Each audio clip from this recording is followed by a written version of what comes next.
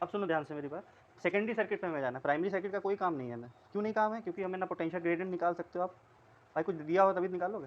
Secondary circuit में देखो दो तरीके कॉम्बिनेशन है, एक सेल इस तरीके से कंबाइंड है, दूसरा इस तरीके से सेल कंबाइंड है। अब मुझे बताओ ये सेल आपस में अपोजिशन में है कि सीरीज में?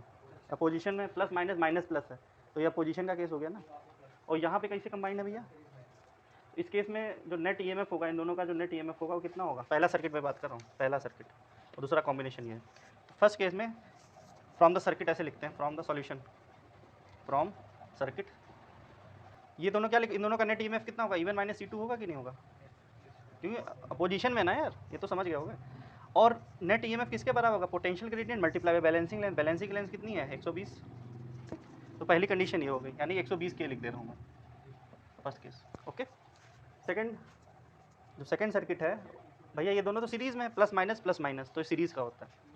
तो E1 प्लस E2 300 के हो जाएगा यार, बैलेंसिंग लेंथ मल्टीप्लाई बाई के। सेकंड क्वेश्चन, यहाँ से दो इक्वेशन है, दो अननोन है, तो क्या E1 E2 की वैल्यू पता कर लो, इतना ही तो था यार। तो क्या करना है, दोनों को ऐड कर लो। इसमें एलिमिनेशन मेथड सबसे अप्रोप्रिएट रहेगा। ऐड कर लिया हमने, ये कैंसिल आउट हो गया, 2E1, ये कितना हो जाएगा? 420 के। E1 की वैल्यू कितनी हो जाएगी? 210 के। E2 की वैल्यू बताओ, E2 की वैल्यू हो जाएगी E1 माइनस 120 के, पहली इक्वेशन से। E1 की 210 है, माइनस 120, कितना हो जाएगा यार ये? 90 के हो जाएगा कि नहीं? हमें E1 और E2 की वैल्यू पता चल गई। हमें निकालना क्या है? E1 अपॉन E2, तो रेशियो निकालना है 210 के अपॉन 90 के कैंसिल आउट, बचेगा क्या? 7/3 आ गया कि नहीं? 3 से मैंने काटा है इसको, 3 से कैंसिल आउट किया। 7 3 जा 21 एंड 3 3 जा 9, तो E1 अपॉन E2 की वैल्यू आ गई भैया 7/3 करते हैं। सेकंड पार्ट में हमें क्या निकालना? नल पॉइंट फॉर E1 निकालना है। तो E1 कहाँ गया? E1 की वैल्यू, जो ईएमएफ होता है उसका फॉर्मूला क्या होता है? आपका बैलेंसिंग लेंथ मल्टीप्लाई बाई के, ये फॉर्मूला तो याद रखना है आपको, पोटेंशियल ग्रेडियंट, ठीक है। हमें निकालनी बैलेंसिंग लेंथ, तो बैलेंसिंग लेंथ, नल पॉइंट मतलब बैलेंसिंग लेंथ ही निकालनी है, नल पॉइंट का मतलब बैलेंसिंग लेंथ, ठीक है। तो E1 अपॉन के हो जाएगा कि नहीं हो जाएगा? या फिर ऐसे कर लेते कंपेयर करके यार, ये आपकी बैलेंसिंग लेंथ हो गई, ये पोटेंशियल ग्रेडियंट हो गया, ऐसे भी कर लो यार। यानी 210 centimetre is the required balancing length, या फिर नल पॉइंट कितनी दूरी पे आएगा? 210 सेंटीमीटर पे आएगा ए से। क्लियर है? नोट डाउन करिए। एक और चीज़, कभी कभी क्वेश्चन पूछ लिया जाता है, आपको क्वेश्चन इस तरीके से दे रखा होगा कि बोला होगा रेजिस्टेंस पर यूनिट लेंथ। ध्यान से देखो, मैं थोड़ा एक्स्ट्रा बता रहा हूँ चीज़। कभी कभी तुम्हें रेजिस्टेंस पर यूनिट लेंथ की फॉर्म में क्वेश्चन में दे रखा होगा, तो कुछ नहीं यार, क्योंकि ये वायर क्या है, इसका रेजिस्टेंस हर पर्टिकुलर यूनिफॉर्म क्रॉस सेक्शन का है ना, तो हर पर्टिकुलर बराबर लेंथ का बराबर जब पोटेंशियल ड्रॉप हो रहा है, फिर करंट तो सब में सेम ही जा रहा होगा ना, हर टुकड़े में बराबर करंट जा रहा होगा कि नहीं? तो हर बराबर टुकड़े का बराबर रेजिस्टेंस भी होता है, बराबर पोटेंशियल ड्रॉप भी होगा, बराबर रेजिस्टेंस भी होगा। तो के का फॉर्मूला क्या होता है? V अपॉन एल होता है। V कहाँ से आया था? I into are. आई क्या है? इस वायर में करंट जो जा रहा है। मैं ध्यान से सुनो, कई बार ऐसे क्वेश्चन पूछ लिया जाता है, कहोगे सर ये क्या पूछ दिया गया, रेजिस्टेंस पर यूनिट लेंथ तो हमने पढ़ा ही नहीं है। तो थोड़ा कॉमन सेंस यूज करो। Potential gradient is equal to V upon L होता है। V का फॉर्मूला कहाँ, V कहाँ से आया था? I इंटू आर ही तो आया था। इस वायर में कितना करंट फ्लो हो रहा है और इस वायर का कितना रेजिस्टेंस है, टोटल रेजिस्टेंस की बात हो रही है, अपॉन लेंथ, यानी इस वायर का टोटल। तो ये पोटेंशियल ग्रेडियंट आई तो आई ही है, आर अपॉन एल क्या हो गया? इसको एक्स से रिप्रेजेंट कर दे रहे हैं, या फिर रेजिस्टेंस पर यूनिट लेंथ यही तो है।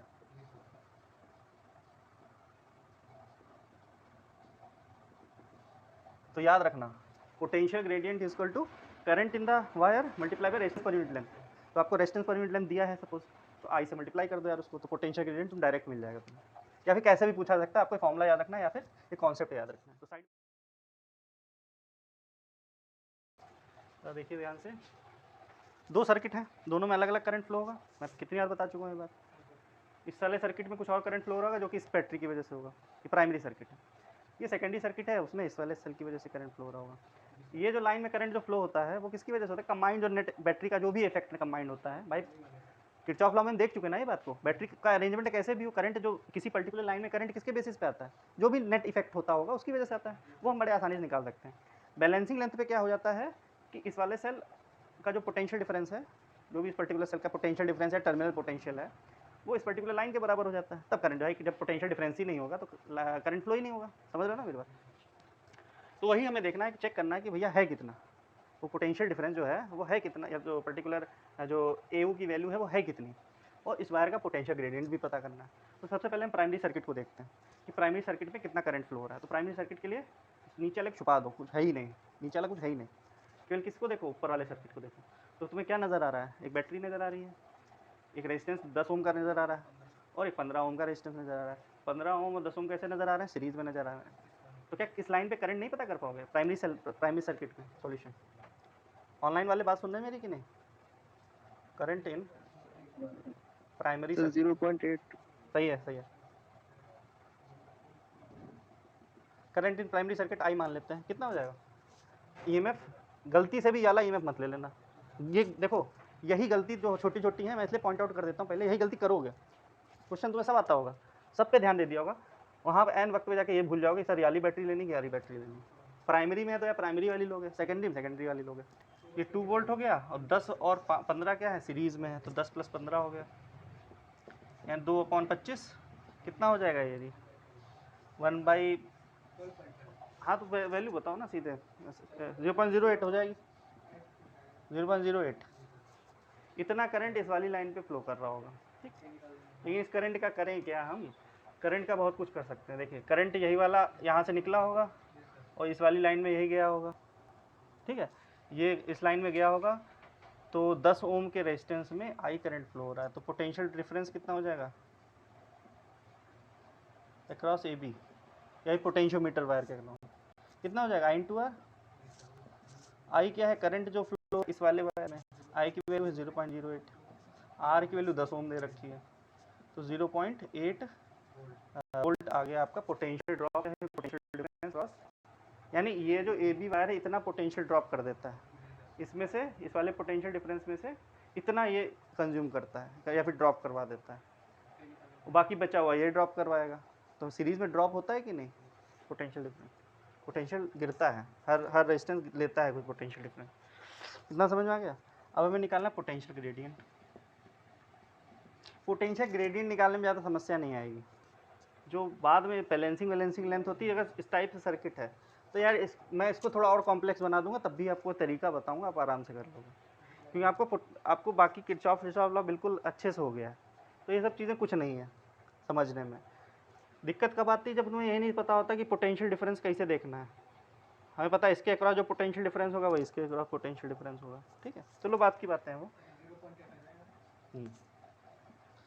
के की वैल्यू क्या हो जाती है, टोटल पोटेंशियल डिफरेंस या फिर पोटेंशियल ड्रॉप, यानी कि कितना आया था 0.8, जो लेंथ हो 1, यानी 0.8 वोल्ट पर मीटर, ये पोटेंशियल ग्रेडियंट हो जाएगा, ठीक है। पहला पार्ट हो गया, समझ में आ गया सबको, आ ही गया होगा याला, पहला पार्ट तो समझ ही आ गया होगा। सेकेंड पार्ट देखते हैं। अब सेकेंड पार्ट में थोड़ा कॉम्प्लेक्स सर्किट बना दिया, केवल EMF नहीं है, कहीं केवल सेल थोड़ी लगा हुआ है, सेल के साथ ये रेजिस्टेंस भी लगा हुआ है। कहने का ये क्या मतलब है, यानी कि ये रेजिस्टेंस जो है करंट विड्रॉ करेंगे कि नहीं, कुछ करंट अब जो है EMF नहीं केवल मेज़र होगा भाई, केवल अगर बैटरी सेल लगा हुआ तो क्या मेज़र होता है, EMF मेज़र होता है। जब एक्सटर्नल रेजिस्टेंस भी लगा हुआ है तो क्या आता है, टर्मिनल पोटेंशियल डिफरेंस आता है। यानी कि ये जो AO है ये क्या बता रहा होगा, टर्मिनल पोटेंशियल डिफरेंस बता रहा होगा। समझ रहे हो ना मेरी बात, कैसे अभी देखना। पहले हम करंट निकाल लेते हैं, क्योंकि करंट विड्रॉ हो रहा होगा सेकेंडरी सर्किट में, क्या हो रहा होगा, करंट जो है विड्रॉ हो रहा होगा। तो करंट इन सेकेंडरी सर्किट देखते हैं, करंट इन सेकेंडरी सर्किट कितना हो जाएगा, I' मान लेते हैं। I' की वैल्यू क्या होगी, अब ये थोड़ा सर्किट को ध्यान से देखो, ये रेजिस्टेंस और रेजिस्टेंस सीरीज में है कि नहीं, दिखने में पैरेलल लग रहे हैं लेकिन पैरेलल में है नहीं, केवल इस सर्किट को देखो ना यार, इसको भी छुपा दो। दिस करंट यहाँ से गया होगा I', और ये करंट इसमें आया होगा, यही करंट इसमें जाके फिर वापस चला गया होगा। समझ रहे हो ना मेरी बात। तो I' की वैल्यू क्या हो जाएगी, 1.5 अपॉन 1.2 प्लस 0.3। पैरेलल में भी लगा सकते हैं, यहाँ पता लगा तुम्हें यहाँ पे पैरेलल रेजिस्टेंस लगा दिया तो उस हिसाब से काम करना, ठीक है। यानी कि हाँ, net EMF upon net resistance, तो क्या हो जाएगा 1.5 अपॉन 1.5, 1 एम्पियर का करंट सेकेंडरी सर्किट में होगा, ठीक है। इतना समझ में आया कि नहीं? अब देखो ध्यान से, एओ जो पोटेंशियल ड्रॉप है, एओ पे हमें बताया गया है कि भाई बैलेंसिंग लेंथ आ गई है, तो एओ पे जो पोटेंशियल डिफरेंस है वो किसके अक्रॉस पोटेंशियल डिफरेंस के बराबर होगा बताओ? इस वाले के अक्रॉस पोटेंशियल डिफरेंस, इस पर्टिकुलर पॉइंट के अक्रॉस जो पोटेंशियल डिफरेंस है। समझ रहे हो ना मेरी बात? क्योंकि क्या होगा, नल पॉइंट पे क्या होगा, इसका भी गैल्वेनोमीटर का भी कुछ रेजिस्टेंस होगा, लेकिन क्या होगा, नल पॉइंट में यहाँ करंट ही नहीं फ्लो हो रहा होगा। तो जैसे मान लेते हैं इसका जी है resistance, G multiply by I, तो पोटेंशियल ड्रॉप होता है। आई की वैल्यू 0 है तो कोई पोटेंशियल ड्रॉप होगी ही नहीं। तो हम किरचॉफ लॉ ज़रा लगाओ, तो जहाँ से जब यहाँ पे जाओगे तो कुछ पोटेंशियल ड्रॉप ही नहीं होगी, तो यानी इसका कोई भी मतलब नहीं रह गया नल पॉइंट पे। नल पॉइंट पे भाई पोटेंशियल ड्रॉप होगी नहीं तो पोटेंशियल डिफरेंस चेंज ही नहीं होगा। ठीक है, अब ज़रा ध्यान से देखना, मान लेते हैं एक्स पॉइंट है, ये वाई पॉइंट है, ये भी। अब ये एक्स पॉइंट को कहाँ तक ट्रांसफ़र कर सकता हूँ मैं, यहाँ ले गया, यहाँ ले गया, जब तक कोई रुकावट ना है। और एक और चीज़ याद में रखना है कि भाई नल पॉइंट चल रहा है, नल पॉइंट पे हम बात कर रहे हैं, तो ये एक्स पॉइंट कहाँ तक ट्रांसफ़र कर सकते हैं, यहाँ तक। ऐसे ले गए, देखो ये ले गए इधर, यहाँ तक ले गए, यहाँ के बाद रुक जाएंगे, क्यों?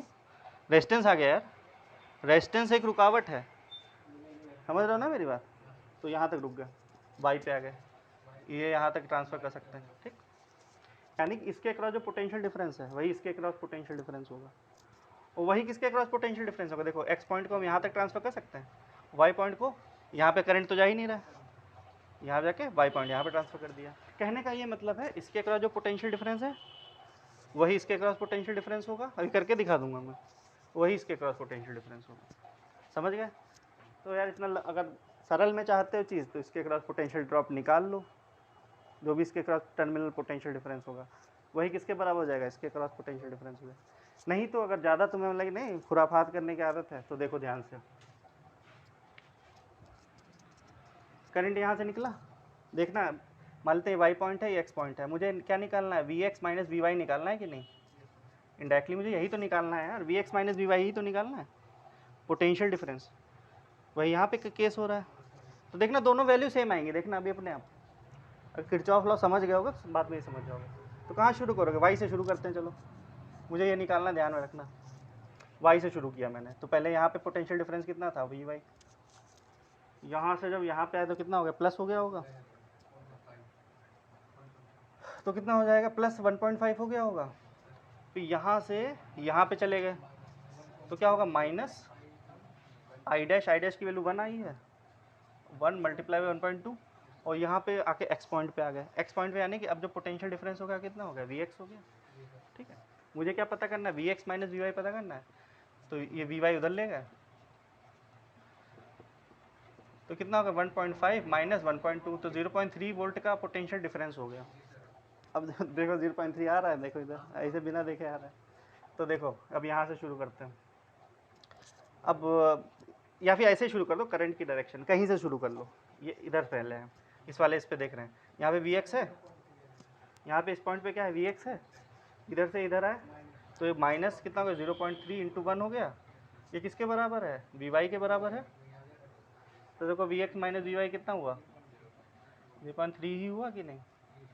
तो वही कह रहा हूँ ना आपको, अगर किरचॉफ लॉ आ गया है तो कोई दिक्कत की बात नहीं। या किरचॉफ हो गया सर, यहाँ पे तो आपने करंट लिया है, यहाँ पे करंट क्यों नहीं लिया है भैया, ये जो ये प्राइमरी से ये जो सेकेंडरी सेल का पार्ट, सेकेंडरी सर्किट का पार्ट नहीं है, ये तो मैंने बाद में लगाया ना, ये तो मैंने बाद में लगाया ना भाई, है कि नहीं? तो जब बाद में कब लगाया, जब नल पॉइंट आ गया, तो यहाँ पे तो करंट फ्लो हो रहा होगा, लेकिन नल पॉइंट पे आके करंट गायब हो गया, समझ रहे हो? प्राइमरी सर्किट जो सेकेंडरी सर्किट है इतना है, इतना पोर्शन क्लियर है? हाँ, पहले नल पहले जब इधर उधर हमने किया होगा तो करंट फ्लो हो रहा होगा, बाद में नहीं फ्लो हो रहा है। क्लियर है? करंट कितना फ्लो हो रहा होगा, जितना इसका रेजिस्टेंस हुआ होगा, क्योंकि करंट आया होगा, थोड़ा सा चला गया होगा इधर करंट, जब नल पॉइंट नहीं होगा। नल पॉइंट होने पे जो भी करंट है इस पर ही फ्लो हो रहा है, इस पर नहीं फ्लो हो रहा है। क्लियर है मेरी बात? तो जो पोटेंशियल डिफरेंस, ये इसको रफ में लिखना साइड में, मेन पार्ट में नहीं है। तो यहाँ पे लिख रहा हूँ potential difference across 0.3 ohm will be equal to potential difference of A, होगा कि नहीं? पोटेंशियल डिफरेंस अक्रॉस 0.3 ओम, जो कि कितना है, D X minus D Y हमने लिया, वही हालांकि इसके बराबर होगा, लेकिन यार इतना झमेले में क्यों पढ़ो, सिंपल पाथ फॉलो करो ना। वो मैंने बता दिया तुम्हें कि अगर झमेले में पढ़ने की आदत है तो ऐसे भी कर सकते हो। तो potential difference across 0.3 ohm will be equal to potential difference across AO। Potential difference across AO कितना हो जाएगा? अच्छा, पोटेंशियल डिफरेंस अपॉन 0.3 कितना आया है? 0.3 मल्टीप्लाई बाई आई डैश, यानी कि 0.3 दिख रहा है कि नहीं? 0.3 मल्टीप्लाई आई डैश की वैल्यू 1 है। Yes sir. तो पोटेंशियल डिफरेंस अक्रॉस AO कितना होगा? Potential gradient multiply by length of AO, L AO। इसका पोटेंशियल डिफरेंस, पोटेंशियल ग्रेडियंट और मल्टीप्लाई बाई लेंथ, जितनी बात कर रहा हूँ मैं। के की वैल्यू हम निकाल चुके हैं 0.8। एल AO हमें नहीं पता है, तो यार पता नहीं कर पाओगे क्या? एल AO बराबर हो जाएगा 0.3 0.8। क्लियर है? इसको सॉल्व कर लो, 3/8 आ जाएगा। तो कितना हो जाएगा? ये आंसर आ रहा है भाई 0.375 मीटर आ जाएगा। This is the answer, required value of AO। Clear है? कितना छोटा सा क्वेश्चन था, वो समझाने के लिए वो बड़ा हो गया।